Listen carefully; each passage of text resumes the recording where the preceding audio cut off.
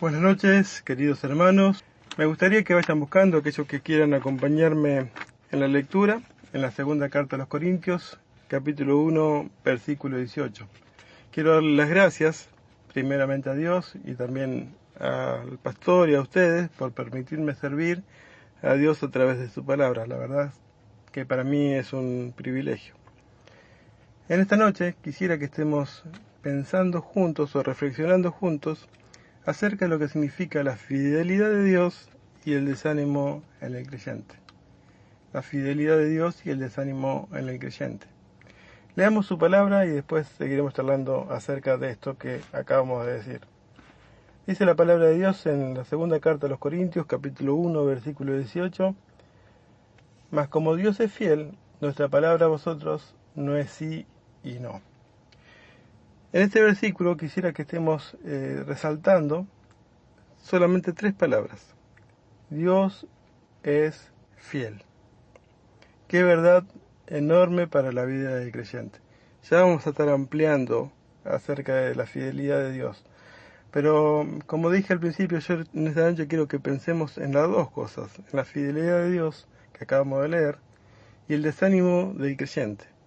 Y primeramente quisiera que pensemos en lo que es el desánimo del creyente. ¿Qué es el desánimo? Ustedes me preguntarán, dirán, Cristian, ¿qué es el desánimo? Bueno, yo tengo la convicción de que aquellos que hemos pasado en algún momento de nuestra vida por una situación de desánimo espiritual, tenemos la certeza y la claridad de lo que es el desánimo, ¿no? De lo que es el desánimo en la vida del creyente.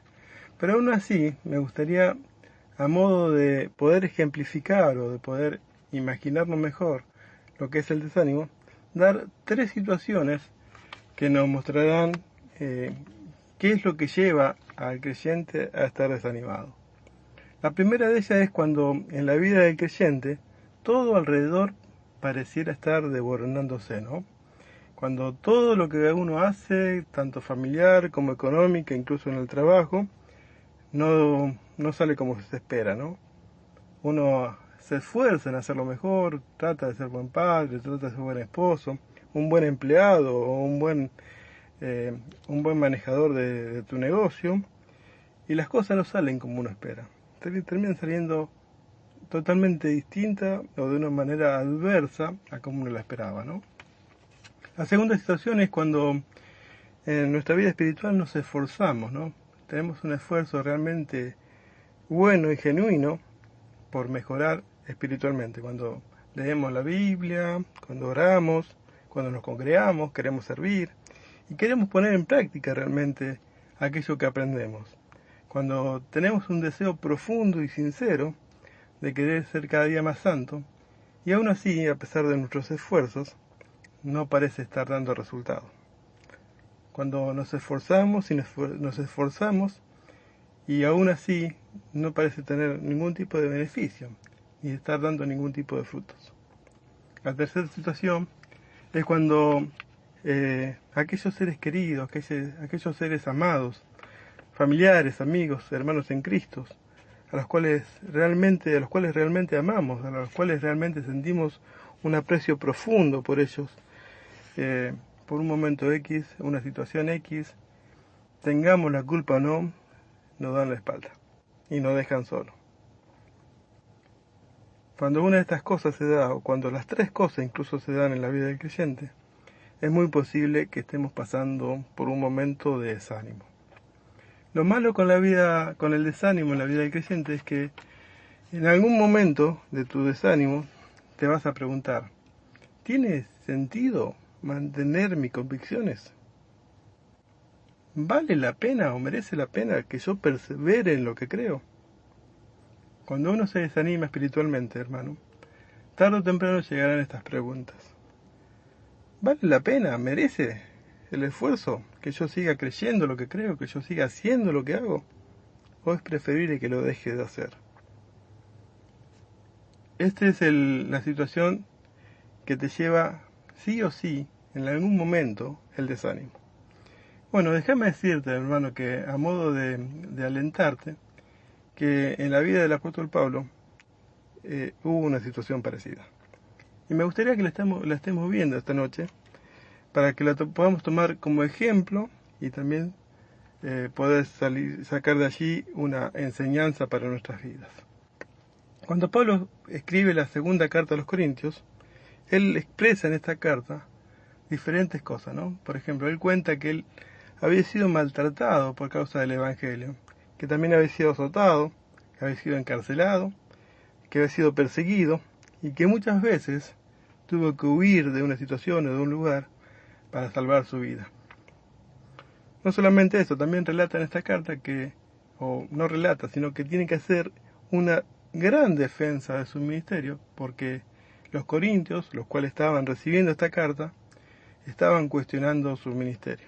Estaban diciendo, este Pablo que tanto escribe, ¿es verdad o es mentira lo que dice? Lo que Pablo está diciendo, ¿tenemos que hacerle caso o no tenemos que hacerle caso? ¿Este Pablo es apóstol de Jesucristo o no es apóstol de Jesucristo? Recuerden ustedes, hermano, que el apóstol Pablo fue el primero que predicó en la iglesia de Corintios, o el primero que predicó en la ciudad de Corintios, y estas personas que habían recibido su carta habían sido convertidos por él, eran sus hijos espirituales. Pablo fue el primero en predicar en la iglesia de los Corintios, y estas personas que estaban recibiendo su carta eran sus hijos espirituales. Muchos habían convertido por su predicación y estaban cuestionando si era realmente apóstol de Jesucristo o no lo era. De manera personal, yo pienso que este cuestionamiento era un tanto pecaminoso, por no decir pecaminoso del todo, porque en realidad lo que estaba pasando era que Pablo estaba confrontando a los corintios. En su primera carta lo había confrontado, mostrándole muchos errores y muchas cosas que estaban haciendo mal, y diciéndole, estas cosas no las tienen que hacer, deben dejar de hacer estas cosas. Pablo estaba confrontando a los corintios con su pecado directamente. Y como muchas veces pasa, los hermanitos en Cristo, incluso nosotros mismos quizás muchas veces lo hemos hecho, preferimos cuestionar a la persona que está dándonos la palabra de Dios, diciendo, ¿este es pastor o no es pastor? ¿Es maestro o no es maestro? Antes de aceptar que lo que está diciendo esta persona es la voluntad de Dios, ¿no? Y de aceptar que tenemos que someternos a esa palabra de Dios, a esa voluntad de Dios, y cambiar. Preferimos cuestionar a la persona que está hablando, cuestionar a la persona que está trayendo el mensaje, antes de cuestionarnos nosotros mismos y cambiar de posición.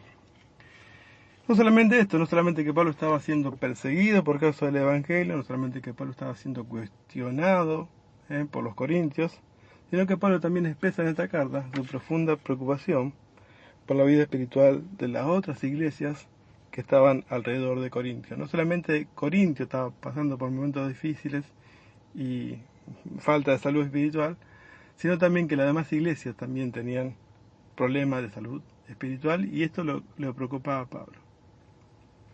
Todas estas cosas hacen que Pablo se sienta desanimado. Me gustaría que leamos en su palabra cómo Pablo lo expresa de su propia boca o de su propia escritura, ¿no? Leamos en la segunda carta a los Corintios, si me quieren acompañar, 2 Corintios 2, versículo 4. Dice, porque por muchas tribulaciones y angustias del corazón os escribí, con muchas lágrimas, no para que fueseis contristados, sino para que supieseis cuán grande es el amor que os tengo. Acá vemos claramente que Pablo estaba pasando por, como dice él, ¿no?, tribulación, angustia de corazón y lágrimas. Tribulación, angustia y lágrimas al momento de escribir esta carta, ¿no? La pregunta que nos surge en este momento, ¿no? ¿Qué fue lo que hizo que Pablo se mantuviera firme en la fe? ¿Qué fue lo que hizo que Pablo no flaqueara en sus convicciones? Bueno, una de las cosas que tenemos que entender es que no fue el confiar en él mismo. Pablo se mantuvo firme y no flaqueó, no por confiar en sí mismo, ni tampoco por confiar en otro, sino que su confianza estaba plenamente en Dios. Esto es el punto fundamental, hermanos, que tenemos que entender, por qué Pablo no flaqueó en su fe Y también el punto fundamental el que debemos comprender para nuestra vida, ¿no? ¿Por qué nosotros no flaquearíamos en el momento de la angustia o la desesperación, desesperanza o desánimo? ¿Por qué? Porque nuestra confianza tiene que estar puesta en Dios. Una de las cosas que tenemos que aclarar es que la angustia de Pablo era grande en este momento, no porque él estuviera siendo cuestionado, o porque su ministerio estuviera en peligro, o porque su prestigio estuviera siendo desprestigiado, valga la redundancia, sino porque lo que realmente estaba en juego era el nombre de Dios, porque era Dios el que lo había instituido a Pablo como apóstol de Jesucristo. Y entonces la angustia de Pablo radicaba en que el nombre de Dios estaba siendo vituperado. Y como dijimos recién, su confianza para mantenerse firme en el ministerio no estaba en sí mismo, ni tampoco en otros, sino que estaba en Dios. Y estaba en Dios y la fidelidad de Dios en 3 puntos específicos que me gustaría que esta noche podamos ver o tratar en mayor profundidad. La fidelidad de Dios a su palabra, la fidelidad de Dios a su persona, la persona de Dios, y la fidelidad de Dios al poder de Dios, ¿no? Casi al principio de este ministerio, de su discurso, de su carta, Pablo dice lo que leímos en el versículo 18, ¿no? Dios es fiel. Dios es fiel. La pregunta, mi hermano, que quiero hacerte en esta noche es, ¿vos sabés o tenés claro que Dios es fiel? ¿Tenés la certeza de que Dios es fiel? Yo estoy seguro de que sí, ¿no? Que vos tenés la certeza de que Dios es fiel porque lo hemos aprendido y lo hemos incluso cantado muchas veces, ¿no? La fidelidad de Dios es grande, Dios es fiel y la fidelidad de Dios me acompaña y me sostiene. La pregunta que sigue a esta pregunta que le acabo de hacer, ¿no? ¿Has experimentado en algún momento la fidelidad de Dios? ¿La has vivido? ¿La has palpado? ¿Has tenido una situación en la cual al pasado que has podido entender claramente la fidelidad de Dios? ¿Que Dios ha mostrado su fidelidad en tu vida? También estoy seguro de que sí, mi hermano, porque Dios promete ser fiel a sus hijos y Él muestra su fidelidad a cada uno de sus hijos. La otra pregunta que surge es, ¿qué pasa en el momento del desánimo? ¿Nos olvidamos de la fidelidad de Dios? Dios es fiel siempre y cuando no haya ninguna dificultad ni problema en nuestra vida.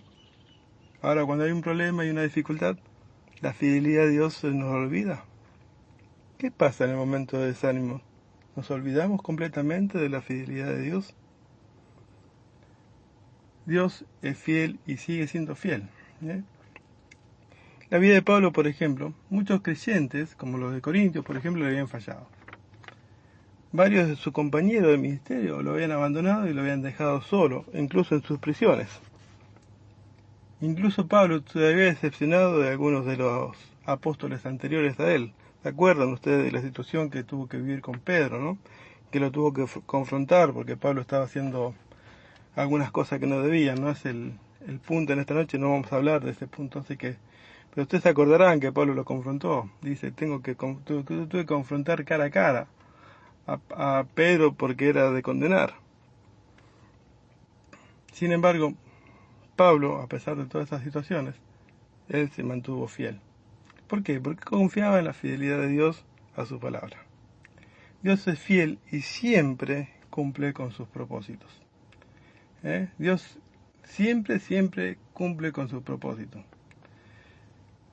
Dios es fiel y su palabra y su propósito no erra. Dios no puede fallar en su propósito. Dios tiene un propósito y lo cumple y su propósito no se equivoca, no es equívoco su propósito. Su propósito siempre es bueno y nunca se equivoca el Señor. Dios es fiel y su palabra también es fiel. Ustedes se acordarán del versículo que dice allá en 1 Pedro 1, la hierba se seca y la flor se cae, pero la palabra de Dios permanece para siempre. Entonces tenemos la certeza y la claridad de que Dios es fiel y su palabra también es fiel. meditar en esto, mi hermano, en la fidelidad de Dios y la fidelidad de Dios a su palabra, nos hará entender las promesas de Dios y nos ayudará en el momento de desánimo. Dios es fiel a su palabra, Dios es fiel a su persona, como dijimos al principio, y Dios es fiel también a su poder. Como dijimos, Dios es fiel a su persona. Bueno, Dios es fiel, es una característica de parte de Dios que debería ser suficiente para que confiáramos en Él, para que confiemos en Él. El hecho de saber que Dios es fiel debería ser suficiente, porque es una característica de su persona. Así como Dios es amor, también Dios es fiel. Dios es amor y Dios es fiel. Y esto tendría que ser suficiente para que nosotros confiemos en Él en cualquier momento de nuestra vida, incluso en el momento de desánimo. Pero aún así, el Dios mismo nos da muchos más motivos para que podamos confiar en Él. Por ejemplo, la persona de Jesucristo. El apóstol Pablo enseña que a través de la persona de Jesucristo, la fidelidad y el cuidado de Dios se ven reflejados en nuestras vidas.